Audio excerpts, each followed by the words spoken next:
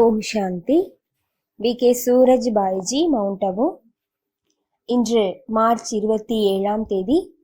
ஒரு சிரேஷ்டமான யோகி, தபஸ்வி, தியாகி, எளிமையின் மூர்த்தி, மகான் ஆத்மா தாதி ஜானகிஜியினுடைய நினைவு தினம்.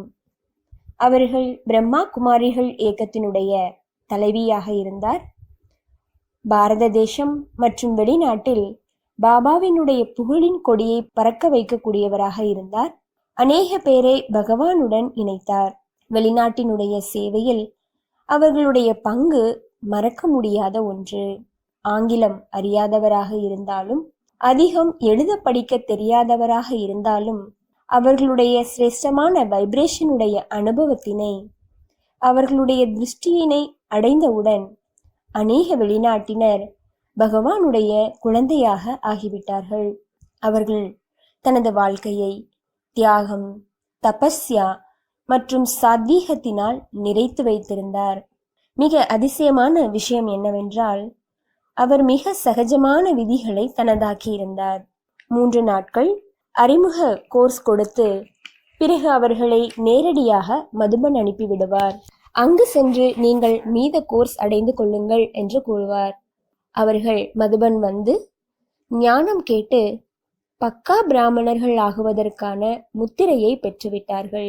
அப்படிப்பட்ட மகானாத்மா உண்மையிலேயே அலௌகீக தெய்வீக புத்தி உடையவராக, புத்திசாலியாக இருந்தார். தலைமையை நிர்வகிப்பதில் நிபுணராக இருந்தார். யஜ்யத்தின் மீது மிக உயர்ந்த பாவனை, மிகுந்த அன்பு உடையவராக இருந்தார். யஜ்யத்தின் எந்த ஒரு பொருளையும் அங்கே இங்கே வீணாக்குவது அவர்கள் விரும்பாத ஒன்று. அதற்காக விழிப்புணர்வை ஏற்படுத்தி எச்சரிக்கை கொடுப்பவராக இருந்தார். யஜ்யத்தினுடைய சிநேகியாக, பிரபுவின் அன்பில் மூழ்கி இருக்கக்கூடிய அப்படிப்பட்ட மகான் தபஸ்வியாக இருந்தார். அவருக்கு இந்த உலகத்தில் உள்ள எந்த பொருளும் தேவையில்லை. தன்னுடைய மகிமை பாடுவதையோ அல்லது தன்னை புகழ்வதையோ அவர் ஒருபோதும் விரும்பவில்லை.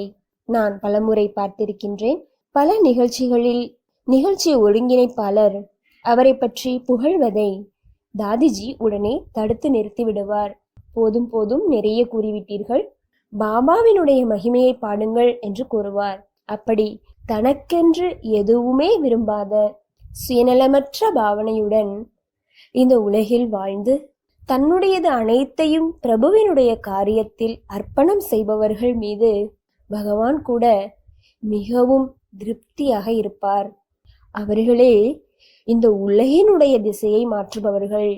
அவர்கள் எத்தனை பேருக்கு உயிர்தானம் கொடுத்திருப்பார்கள், எத்தனை பேருடைய வாழ்க்கையை பிரபுவினுடைய மகான் காரியத்தில் சமர்ப்பணம் செய்வித்திருப்பார்கள், எத்தனை பேருக்கு எப்படி வாழ வேண்டும் என்று கற்றுக் கொடுத்திருப்பார்கள், தானே யோகம், தியாகம் எப்படி செய்ய வேண்டும் என கற்றுக் கொடுத்திருந்திருப்பார்கள்.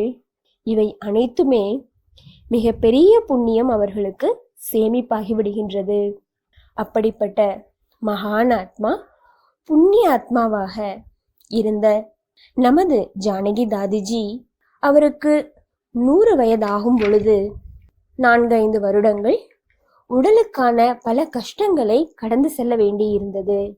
ஆனாலும் நாம் அவர்களை பார்க்கும் பொழுது அந்த சரீர நோயினுடைய தாக்கம் அவர்கள் தபஸ்யாவின் மீதோ, அவர்களது காரியத்தின் மீதோ, ஈஸ்வரிய அன்பிலோ, அவர்கள் சந்திப்பவர்கள் மீதோ அதனுடைய தாக்கம் ஒருபோதும் தென்பட்டதே இல்லை.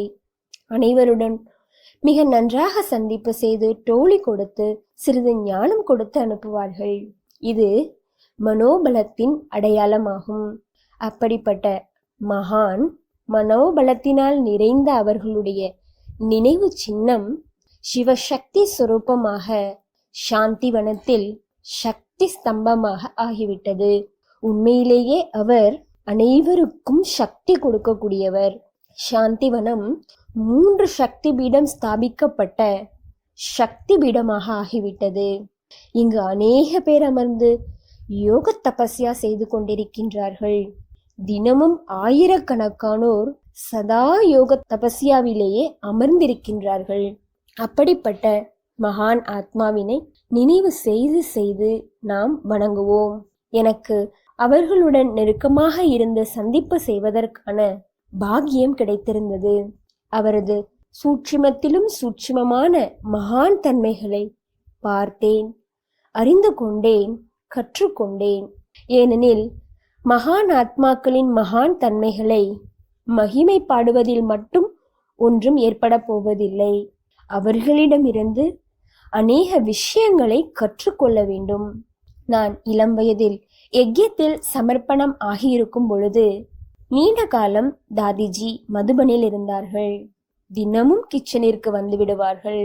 அப்பொழுது அந்த கிச்சன் முழுவதும் ஒரே அமைதியானதாக ஆகிவிடும். பிறகு சில ஞான கேள்விகளை எங்களிடம் கேட்பார்கள். இதனால் எங்களிடம் மிக நன்றாக ஞானத்தினுடைய சிந்தனையின் விருத்தி ஏற்பட்டது. தாதிஜி காலை உணவு அங்கு வந்துதான் உண்பார்கள்.